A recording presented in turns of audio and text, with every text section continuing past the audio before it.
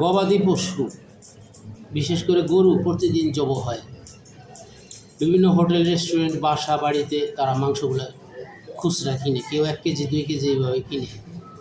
কিন্তু গরুটা যাই গরুর যে দোকান কসাই যারা, তারা নিজেরাই গরু আনে, নিজেরাই জব করে।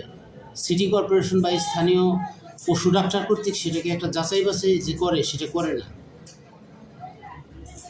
এই গরুটা কি রোগ আছে, রোগাক্রান্ত, গরুটা কি ক্যান্সার আক্রান্ত, গরুটার কৃমি আছে, গরুটার নানান ধরনের সমস্যা থাকতে পারে। রোগাক্রান্ত গরু সেই মাংসগুলো বিক্রি করে, সেই মাংস খাইলে তো সেই রোগগুলো তো মানব দেহে প্রবেশ করবে নাকি।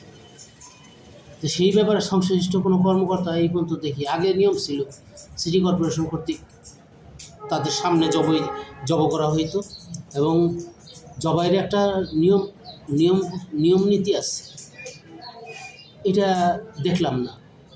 তো তাই সংশ্লিষ্ট কর্মকর্তার প্রতি আমার বিনীতের নিবেদন, আপনারা যেই স্থানীয় পর্যায়ে যত গরু জব হয়, সেই গরুর রোগ আছে কিনা সেগুলো যাচাই বাছাই করার পরে তারপরে জব করতে পারে। সুস্থ গরু জব করবে, ভালো মাংস বিক্রি করবে, মানবদেহে কোনো রোগ হবে না।